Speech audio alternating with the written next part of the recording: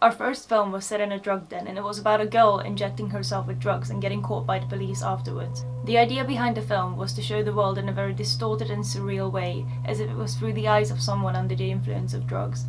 My main inspiration for this film was The Shape of Water, because it's got a very strong underwater theme running throughout, which I wanted to make something similar to.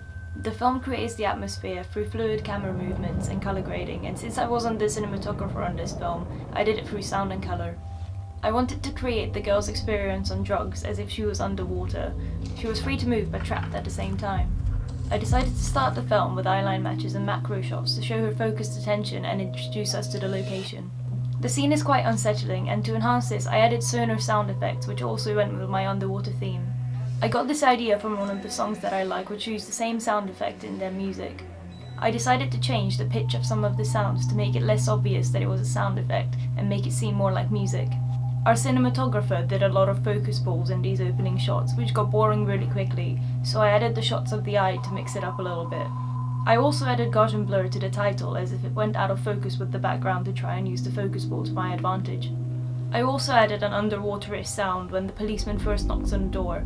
I also changed the volume up and down to make it resemble a pulse, to show her raised heart rate from the unexpected knock. Originally, we were going to add the sounds of sirens, but I thought that was too obvious and I wanted something more implicit. Some of the songs that I like use the siren sound effect, and they have the same kind of pulse to it, so I thought it would be a good substitute. I wanted to attribute this music to the policeman specifically, the same way Darth Vader has his own theme tune, so I used it straight after the knock, as well as when he actually walks through the door. I used slow motion for the cleaning up sequence, as it links back to our underwater theme, and everything being slowed down. It also shows that she is on drugs because her functioning isn't quite normal, and she's struggling to clean up efficiently. When she starts to panic is when I wanted the full effects of the drugs to kick in.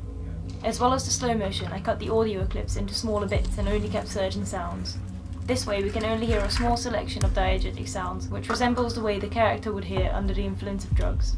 It also makes the clip less realistic and more surreal for the audience. When the policeman walked through the door, we asked him to shine the light directly into the lens to make it seem brighter. As most of the lighting throughout the film was quite low-key, we wanted this moment to be very jarring. The camera was very close to the floor, and the actor had to bend his knee to shine the light into the lens, and it was very obvious in the footage, so I decided to add a lens flare overlay to make the light appear even brighter and to cover up the performance. After having finished editing and sound, I color corrected the footage and added a blue LUT over it. Originally we planned to do this to make it seem like it's nighttime, but it also went really well with the underwater theme that we already had going on. Our second film title was The Promise, which sounded like it would be a very emotional short, so I suggested that we make a comedy instead to play on people's expectations. The film is about a guy who is addicted to sniffing glue and promises his roommate that he would quit. This was probably our most challenging shoot, as we filmed in a flat which was quite small and there were lots of us in the group. The hardest part was lighting, which was my job, but since the rooms didn't have much space, putting the lights out of shot was a challenge. The softboxes created hard shadows when they were too close to the actors, so a lot of the times I had to bounce it off the white walls. There was a large window on one side of the living room, so I set off softboxes on the other side to make the shadows blend in better. We only had 4 hours to shoot before it got dark, and this was our longest film, so we didn't get it all done in time. I had to use 2 softboxes to create the impression of daylight, but for one of the scenes we went with nighttime. For our darker shots, I covered the softboxes with black bin bags so they are less bright, as our bulbs were not adjustable. I also did cinematography for this film, but setting up both the camera and the lighting took very long, so we had to use a lot of camera movement to reduce the amount of shots in order to be able to finish in time. I wasn't able to move the camera and pull focus at the same time, so our producer helped out, but this made the shots very shaky as there were 2 people holding onto the camera. I wanted to capture the character's reaction as he opens the cupboard and finds out that his glue has disappeared, so we had to put the camera in a tiny room. It was leaning right up against the wall and we didn't have an external monitor, so I had to use a mirror to find the focus. I wrote a shot list before we started filming, but unfortunately we weren't able to follow it as we didn't have time to film it all, and a lot of the shots couldn't be done anyway due to the lack of space. For our third film, Broken, we wanted to create something a bit more abstract. We filmed our actress painting and edited it together with some shots of her outdoors. The general theme was self-expression through art, so we showed her getting more and more of her frustration out on her painting. There are multiple connections to the title, such as her actually breaking everything around her, the radio losing signal, but the main idea is that she herself is broken. My role in this film was cinematography and editing, but I also did some sound design because our composers couldn't open the file, so I had to put it all together in the end. We started with the outdoor shots, where I looked for colours and textures which I could match with the colours on her painting. I wanted to do these takes in a Wes Anderson style, using symmetry and colour to add to the surreal effect, as we wanted to use these shots as her memories. We have a painting at home which my granddad was talking to me about a while back, and he said it's more natural for the eye to see the warmer colours at the foreground and the cooler ones at the back, and when this is flipped the viewer feels like there's something a little bit off, so I wanted to recreate that effect. For the indoor shots, I lit the scene with 2 softboxes and 2 LED lights. I placed a small LED light with an orange gel in the back, and another light with a blue gel to light the foreground. Unfortunately, the blue gel was very weak and our softboxes had a yellowish tone to them, so it didn't really work out. My inspiration for this scene was Requiem for a Dream, so I took many close-ups and looked for sounds that would make a montage which conveys the intensity of the scene.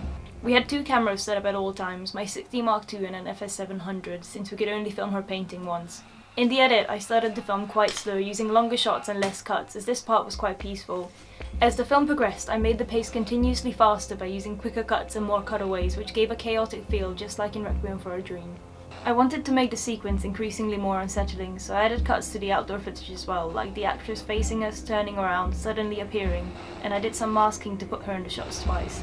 I used slow motion after she stabs the painting to add more drama, but I kept the cuts quick to maintain the pace and the chaotic feel.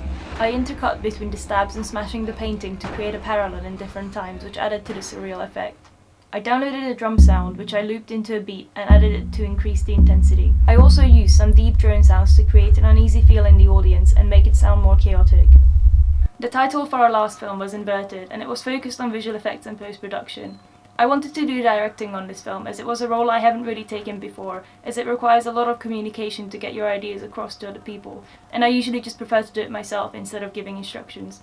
My main job on set was to work with the actors, but they weren't professional, so they needed a lot of guidance. My goal was to make sure that they don't overplay their roles. I was also partly in charge of cinematography, because our director of photography didn't have much experience, so I had to change the settings and set up some of the shots for her. We had to leave the kitchen lights on, as it was very cloudy outside, and even with the softboxes we couldn't make it bright enough to film. These lights were very orange, so I used custom white balance to reduce the colour temperature. We also had natural light coming in through the windows, so the white balance never looked quite right, but I tried to make it the best possible. We used the green screen to film the third girl walking in, so we can flip these shots upside down. I had my own green screen, but it's been folded up, so it had a lot of creases, which created shadows instead of a smooth background. We had 2 softboxes, which we were going to set up at a low angle, as if she was walking on the ceiling and the lights were below her feet, but we ended up putting them on either side of the backdrop to brighten the shadows from the creasing. One of the kitchen lights was behind the green screen, and its light came through the green fabric, which also made it uneven. I brought down a black backdrop, which we put behind the green one to stop the light from shining through. The hardest part of this film was the water part. We wanted to have a girl on the ceiling pour herself a cup of tea, and have the water come out towards the floor instead of the mug. The second girl catches the water in her own mug. We had to do this in 3 different parts, so we got the upside down actor to pretend to pour water from an empty teapot, then we filmed the water on its own in front of the green screen.